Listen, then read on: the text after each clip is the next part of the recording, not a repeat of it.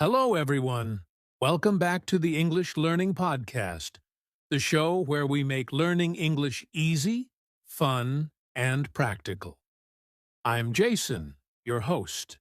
And I'm Julia, your co-host. Hi, everyone. Today we have an exciting episode because we're talking about something every English learner wants: fluency. Yes, fluency isn't just about knowing words or grammar. It's about speaking confidently, thinking in English, and making it a natural part of your life. Exactly, Jason. And the best part is, today we'll share 7 habits that can help you become fluent in English faster than you think. 7 habits, huh?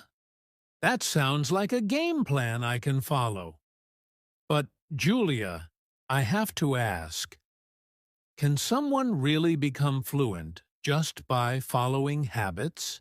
Absolutely. Habits are like small daily steps. Think of them as tiny pieces of a puzzle.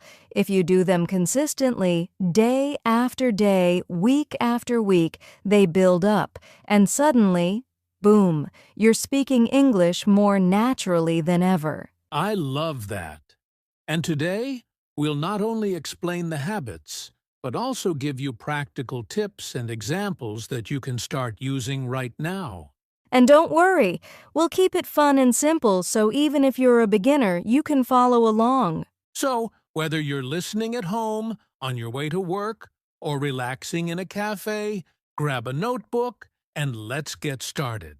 Yes, get ready to discover the 7 habits that can transform your English fluency. So, Julia, before we jump into the 7 habits, let's talk about why habits are so important for fluency. Yes, Jason. Many learners think fluency happens by just studying grammar or memorizing words, but that's not enough. Fluency comes from consistency, and that's where habits come in. Exactly. You can think of habits as small daily actions. They might seem simple, like speaking 5 minutes a day or learning 3 new words, but over time, they add up. Right. Imagine if you read just 1 page of an English book every day. 1 page doesn't seem like much, but in a month that's 30 pages. And in a year, it's 365 pages. Wow, that really shows the power of small steps. And the same goes for speaking and listening. Even a few minutes every day can make a big difference. Yes, and habits also train your brain to think in English automatically. When you make English a daily part of your life, it starts to feel natural. You don't have to struggle to form sentences anymore. So, the key is to make English a part of your daily routine, like brushing your teeth or having breakfast. The more natural it becomes, the faster you'll improve. Exactly. And in today's episode, we'll show you 7 habits that are easy to start, practical, and really effective for fluency. Sounds exciting. Let's begin with the first habit: speaking English every day. All right, Julia, here's the first habit. Speak English every day. Seems simple, right? But so many learners skip this step. Yes, Jason, many people study English but rarely speak it. That's a problem because fluency comes from practice, not just theory. Exactly. Even if it's just 5 to 10 minutes a day, speaking regularly builds confidence and helps your brain think in English naturally. I like to start small. For example, you can talk to yourself in English while doing daily activities, like describing what you're cooking or planning your day out loud. That's a great tip. Another way is to find a language partner or join online groups where you can speak with others. Even short conversations help a lot. And don't worry about making mistakes. Mistakes are part of learning. The more you speak, the faster you improve. Here's a quick example. Let's pretend we're ordering coffee in English. Hi, I'd like a cup of coffee, please. Sure. Would you like milk or sugar? Just milk, thank you? See? Even a simple conversation like this, if practiced every day, makes speaking English feel natural. Exactly. So the key takeaway, speak English every day, even for a few minutes. Make it part of your daily routine. Perfect. Now that we've got speaking covered, let's move to habit 2. Think in English. Okay, Jason. Now we're moving to habit 2. Think in English. This is a big one because many learners struggle to speak fluently. They translate from their native language first. Yes. And when you translate in your head, it slows you down. You might know the words, but forming sentences becomes harder. Exactly. So the goal is to train your brain to think directly in English. For example, when you see a dog, instead of thinking or your native word first, just think dog. Ah, I see. That makes your mind faster because you're skipping the translation step. Right. One simple exercise is to narrate your day in English in your mind. For example, when making breakfast, you can think I'm cutting bread. I'm pouring milk into the cup. Now I'm sitting at the table. That sounds simple, but very powerful. And you can even say it out loud if you want to combine this with habit 1, speaking every day. Exactly. Another tip is to practice common phrases in your mind, like if you're going to the store, think I need to buy some fruits. I will ask the cashier politely. I like that. And the best part is, the more you practice thinking in English, the more natural your speaking becomes. You start responding automatically without pausing to translate. Yes, so remember, habit 2 is all about training your brain to think in English every day, even for a few minutes. Perfect. Now that we know how to think in English, let's move to habit 3. Listen actively. All right, Julia, on to habit 3. Listen actively. Listening is a skill many learners forget about, but it's just as important as speaking. Exactly. Listening isn't just hearing words, it's understanding, noticing pronunciation, rhythm, and how native speakers connect words. Yes, passive listening, like playing music in the background, doesn't help much. You need active listening. Right. Active listening means you focus completely on what's being said. For example, listen to a short English podcast or a YouTube video and try to repeat sentences or write down new words. I like to do this with English shows. I pause after a sentence, repeat it out loud, and mimic the pronunciation and tone.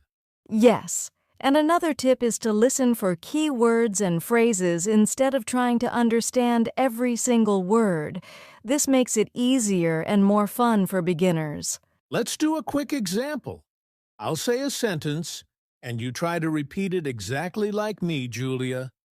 I'm going to the market to buy some fresh fruits. I'm going to the market to buy some fresh fruits. Perfect. See? That's active listening in action. You're training your brain and mouth at the same time. Yes, and over time, this habit helps you understand English faster and respond naturally in conversations. So remember, habit 3 is all about listening actively, repeating what you hear, and noticing words and pronunciation. It's like giving your brain a workout in English. Exactly.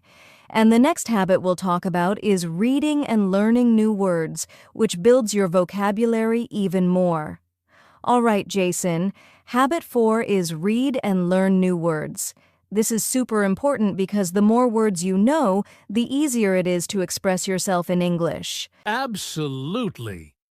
And reading is one of the best ways to learn new vocabulary naturally, because you see words in context, not just in a dictionary. Yes, you can start with short stories, articles, or even social media posts in English. The key is to choose something interesting so you enjoy it. And don't just read. Write down new words and try to use them in sentences. That way, you remember them better. Exactly. For example, if you read the word delicious in a story, you can make your own sentence, "The pizza I ate yesterday was delicious." Nice example. Another tip is to learn words in groups. For instance, words about food, travel, or daily routines. It's easier to remember them that way. Yes, and you can even practice with a friend or a language partner. Try using your new words in a small conversation like this. Julia, I tried a new recipe yesterday. Oh, really? How was it? It was delicious. I think you would like it. Perfect. That's a fun way to practice new words naturally. So, habit 4 is all about reading regularly, learning new words, and using them in real life. Even a few words every day make a huge difference over time. Exactly. And next we'll talk about habit 5, practice writing, which strengthens both your speaking and thinking skills. All right, Julia.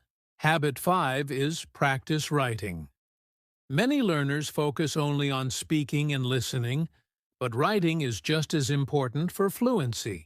Yes, Jason. Writing helps you organize your thoughts, remember new words, and improve grammar. Even short daily exercises make a big difference. Exactly. You don't need to write essays.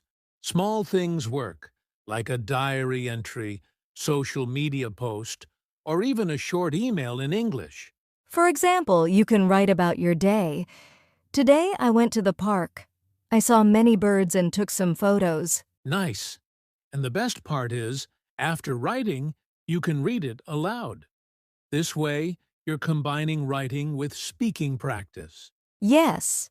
Another tip is to use new words you've learned from reading or listening. That helps you remember them and use them naturally in conversations. Let's do a mini example. Suppose I learned the words excited and adventure. I can write, I'm very excited about my weekend adventure. Perfect. And then you can say it out loud or even share it with a friend for feedback. Writing plus speaking equals faster improvement. So habit 5 is simple. Write something every day, even a few sentences, and try to use new words. Over time, this builds your confidence in both writing and speaking. Exactly. And next we'll talk about habit 6, get feedback and correct mistakes, which is key to improving faster. All right, Jason, habit 6 is get feedback and correct mistakes. This is so important because many learners fear making mistakes, but mistakes are actually a great way to improve. Absolutely, Julia.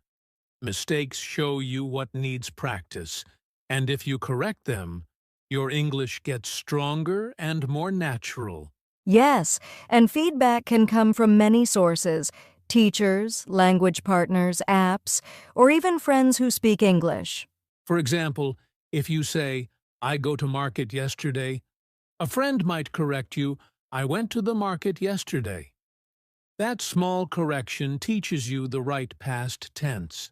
Exactly, and it's important to accept corrections positively instead of feeling embarrassed.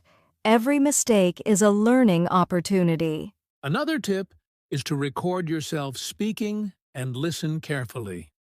You'll notice mistakes in pronunciation or grammar that you can correct. Yes, and here's a small exercise. Practice a sentence, make a deliberate mistake, and then correct it yourself. For example, he go to school every day. No, he goes to school every day. That's a fun way to train your brain to notice errors and remember the correct forms. So, habit 6 is all about getting feedback, correcting mistakes, and not being afraid of them. This habit accelerates your progress more than almost anything else. Exactly. Now, let's move to the final habit. Habit 7. Stay motivated and track your progress. All right, Julia, here's our final habit. Stay motivated and track your progress. This is the secret to keeping all the other habits consistent. Yes, Jason. Learning English can take time and sometimes it feels slow. That's why motivation is key. You need small wins to keep going. Exactly. One way to stay motivated is to set small goals. For example, I will learn 5 new words today, or I will speak English for 10 minutes. And don't forget to celebrate your progress. Even small improvements are a reason to feel proud and keep practicing. Another tip is to track your progress. You can use a notebook, an app, or even a calendar.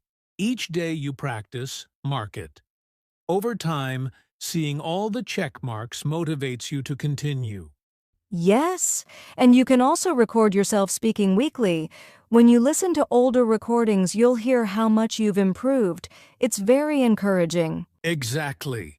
Motivation plus tracking equals consistency, and consistency equals fluency. So, Habit 7 is all about staying motivated, setting goals, and tracking your progress. Even a few minutes every day, done consistently, makes a huge difference. Perfect. And now that we've covered all 7 habits, it's time for a quick recap before we give our listeners a small practice challenge. All right, Julia, before we finish today's episode, let's do a quick recap of the 7 habits for fluency in English. Yes. Habit 1. Speak English every day. Even a few minutes helps your brain get used to English. Habit 2. Think in English. Stop translating in your head and start forming sentences directly in English. Habit 3. Listen actively. Focus on podcasts, shows, and conversations, and repeat what you hear. Habit 4. Read and learn new words. Expand your vocabulary and use the words in real sentences. Habit 5. Practice writing. Even short sentences or diary entries help you organize thoughts and remember words. Habit 6. Get feedback and correct mistakes. Don't fear mistakes. Learn from them and improve faster. And finally, Habit 7. Stay motivated and track your progress. Set small goals, celebrate wins, and watch your improvement over time. So remember, these 7 habits together make a powerful system for English fluency.